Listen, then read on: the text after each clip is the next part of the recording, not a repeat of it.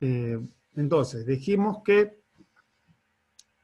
eh, las categorías que vamos a trabajar como muy significativas son de una matriz gramsciana, es decir, de un materialismo histórico o neomaterialismo histórico, donde además de la categoría de estado ampliado, vamos a trabajar con la idea, con los planteos de hegemonía.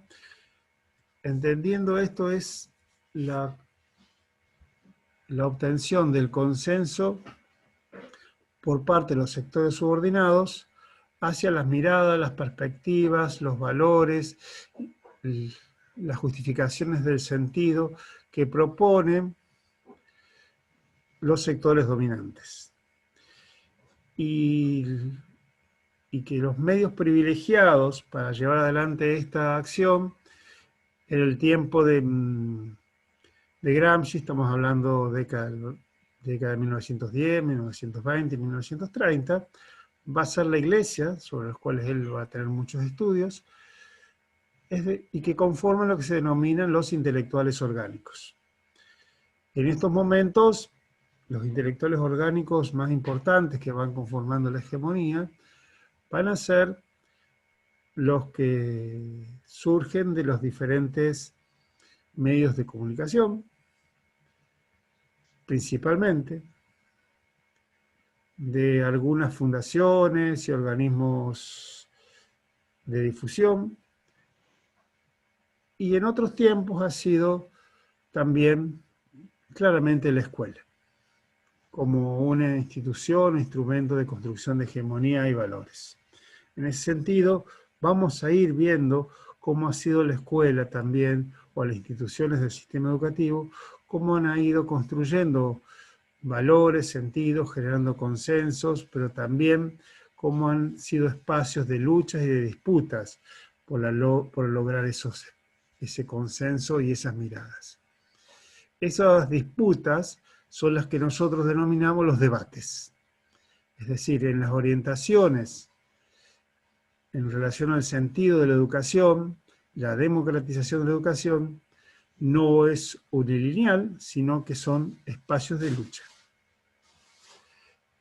Y dijimos que la hegemonía no se da solamente por la búsqueda de la justificación de la distribución desigual de la riqueza, sino también que es un espacio de lucha de múltiples otras cuestiones, como por ejemplo el rol de la escuela y la relación con la educación, cuáles son las perspectivas que hay en relación al género, a la relación, en las perspectivas en relación a los pueblos originarios, las perspectivas en relación a cómo nos apropiamos de la tierra, es decir, infinidad de problemáticas y situaciones que vamos a ir desarrollando, donde hay justamente debate.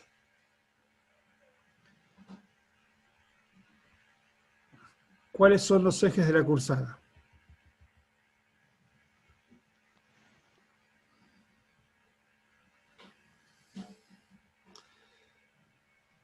La cursada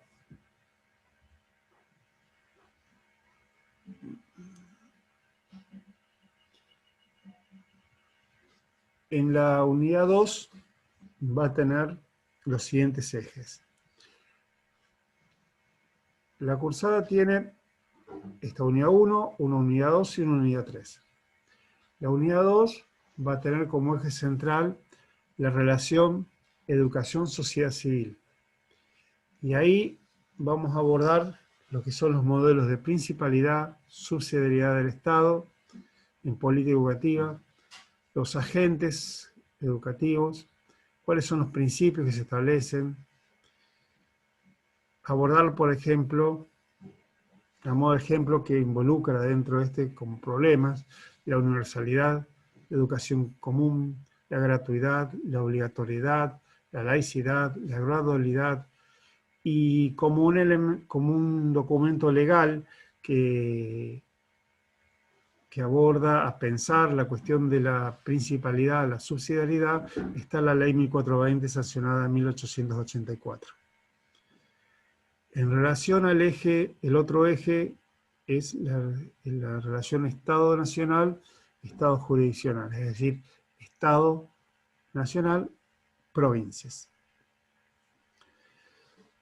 Acá vamos a ver los conceptos de centralización, las políticas de transferencia, el concepto de descentralización o desconcentración educativa, siendo los instrumentos legales el artículo 5 de la Constitución Nacional, la Ley Laínez sancionada en 1905, la Ley de Transferencias del año 1992. Y en relación al derecho a la educación, que es pensar en términos de la democratización del sistema, de la democratización de la educación, es decir, quienes tienen derecho a aprender, o si se prioriza el derecho a aprender o el derecho a enseñar. Y ahí vamos a ver el proceso de transformación que ocurre en cuanto al sentido del derecho, desde una concepción del derecho individual de la educación a la educación como un derecho social y como un derecho de carácter personal. En ese sentido, el artículo más significativo que nace, que origina este eje, es el artículo 14 de la Constitución Nacional.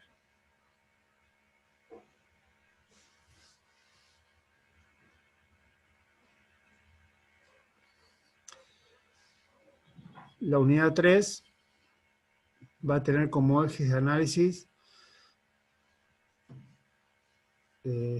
los siguientes, y se denomina las políticas de la reforma educativa de los 90 y post-crisis 2001-2002. Es decir, estamos pensando en todas las políticas que nacen a partir de la crisis de los 70 y que tienen su impacto hasta el presente, y trataremos de recorrer el camino de esas políticas hasta lo más cercano posible.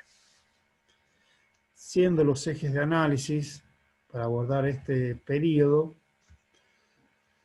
los siguientes: las políticas centradas en la calidad, la evaluación y medición del resultado del aprendizaje, las políticas de inclusión socioeducativa, las disputas por los sentidos, su incidencia en las escuelas y en el trabajo docente, las tendencias de la privatización educativa en América Latina y Argentina, la resignificación del sentido de lo público para definir el sistema educativo y la escuela, el nivel inicial, los esfuerzos por su consolidación, avances y retrocesos, y finalmente la política de formación y trabajo docente, reformas educativas globales, su impacto en la gestión del personal docente. Estos serían los ejes, veremos si podemos desarrollarlo a todos, veremos hasta dónde llegamos, pero bueno, estos serían los propósitos que uno puede plantear a la forma de iniciar la cursada. Bien. Avanzamos un poquito más y ya vamos a ir cerrando.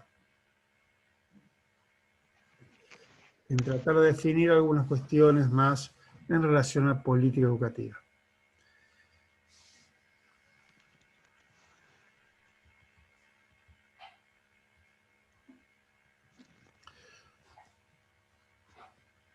Recién desarrollamos algunos conceptos y categorías gramscianas respecto de política educativa y cómo entendemos la política, cómo entendemos la articulación y la significación del Estado, la sociedad civil, pero para llevar adelante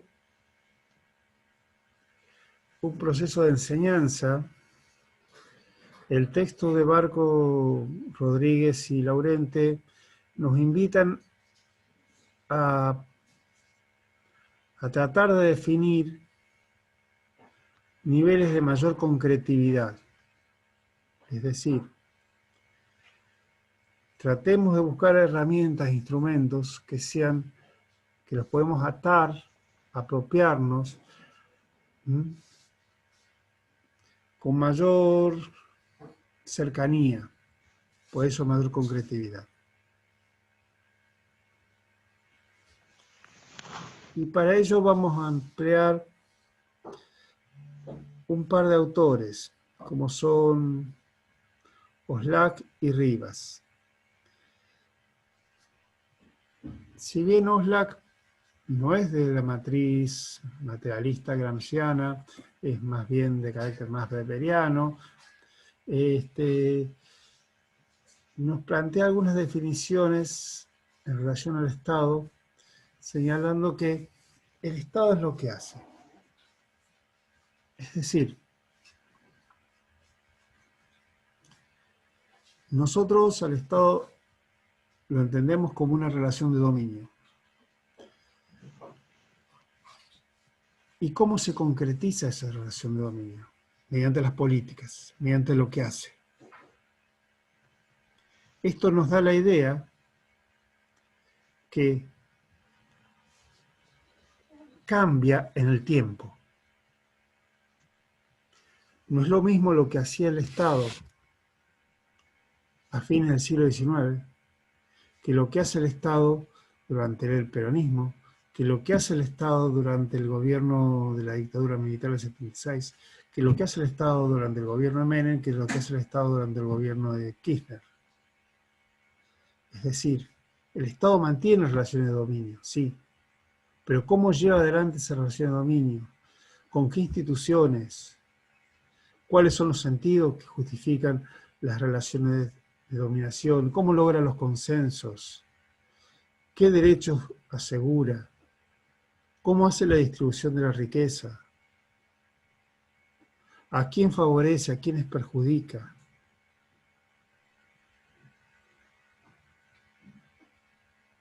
¿Qué problemas trata de resolver y qué problemas no resuelve? ¿Cómo considera a los sujetos? ¿Es lo mismo cómo lo considera a un niño de 5 años el Estado hacia 1880 que hacia 1940, que hacia 1990? Un niño o una niña. ¿Es lo mismo cómo se consideran a los sectores discapacitados, o a los sectores de los pueblos originarios, o a las mujeres por parte del Estado hacia fines del siglo XIX que en el presente? No. Entonces está definiendo de otra forma a los sujetos, define las relaciones sociales.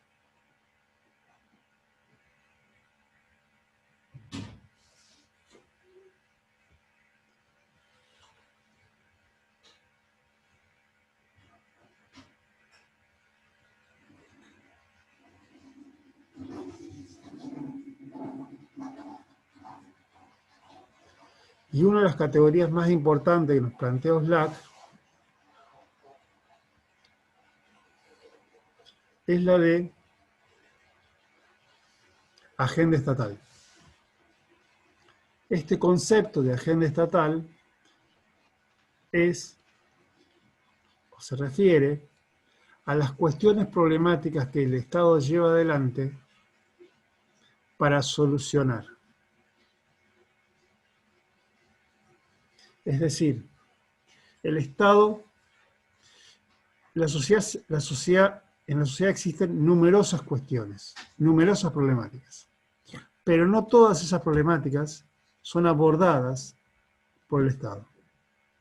Hay cuestiones que toma en cuenta y hay cuestiones que no toma en cuenta. Las cuestiones que toma en cuenta para llevar adelante son lo que se denomina la agenda estatal y es lo que define el tipo de Estado que es. Pero también define el tipo de Estado que es la forma que lleva adelante esa cuestión estatal o esa agenda estatal. Por ejemplo, en materia educativa, a fines del siglo XIX era casi impensado que una mujer pudiera acceder a la educación universitaria. Y el Estado no tenía en su agenda para nada favorecer, sostener e impulsar la educación femenina en el nivel universitario. Hoy sería impensado, bajo todo punto de vista, que el Estado interviniera o pusiera objeciones a esa cuestión. Es decir, ahí claramente ha definido una política y un problema, y cómo encarar un problema.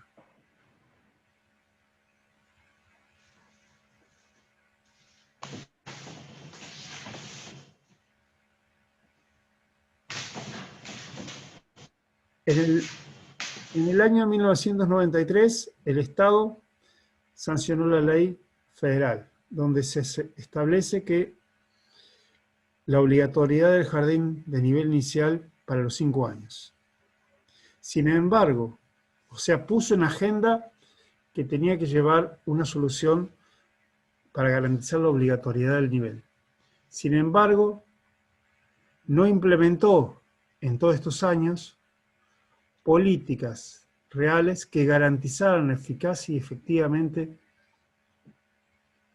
el jardín de 5 y su ampliación al jardín de 4. Es decir, está en agenda, y esa es la pregunta, ¿está en agenda la consolidación del nivel inicial? ¿Para quién? ¿Por qué? Y eso define el tipo de Estado que es. La pregunta es, ¿por qué el Estado no puso realmente en agenda la consolidación del nivel inicial? Tal vez será porque estamos en medio, o se sancionó esa ley en un contexto de políticas neoliberales, donde plantean un rol subsidiario del Estado, donde plantean de que la sociedad civil se tiene que hacer cargo. Bueno, son todas preguntas que están en el aire. Pero que claramente van definiendo el perfil del Estado en relación a algunas problemáticas.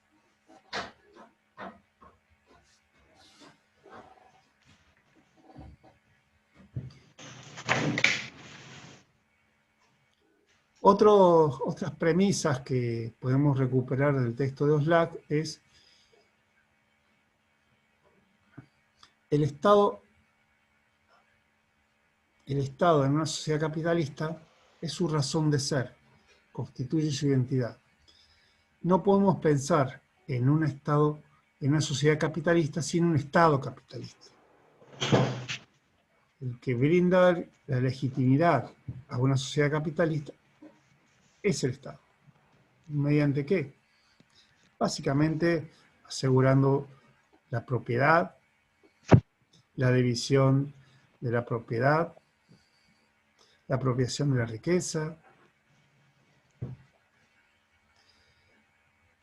Otra definición es, el Estado es la principal instancia de articulación de las relaciones sociales, relaciones propias del capitalismo. Principal articulador de relaciones sociales.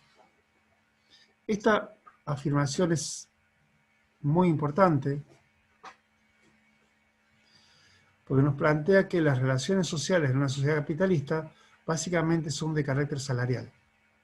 Y el Estado va a ser el que garantice y asegure estas relaciones sociales, entendiendo las relaciones salariales como parte de las relaciones sociales.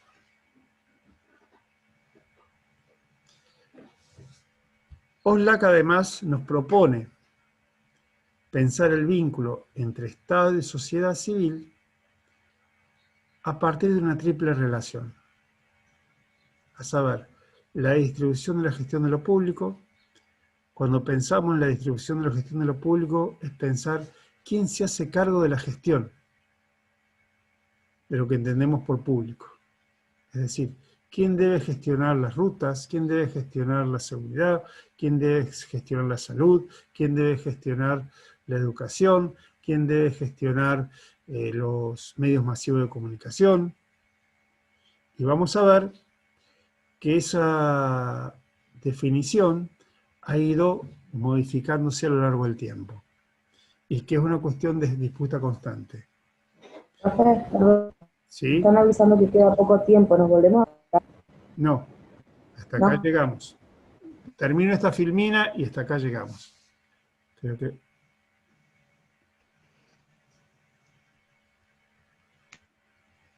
Después seguiremos la clase que viene.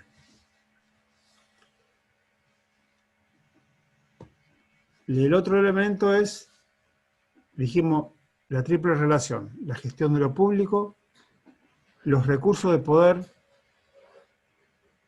y el excedente social.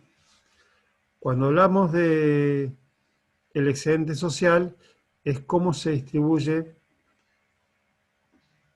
la riqueza, quién se apropia de la riqueza que se produce y cómo se distribuye. No es lo mismo colocar retenciones al campo que no colocar las retenciones al campo.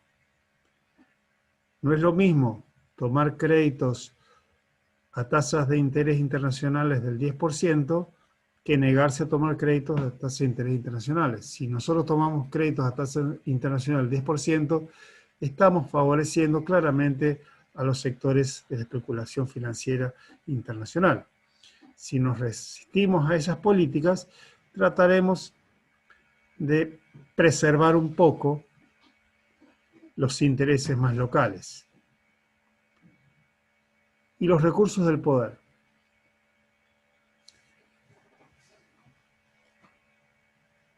Los recursos del poder tienen que ver con los otros dos elementos.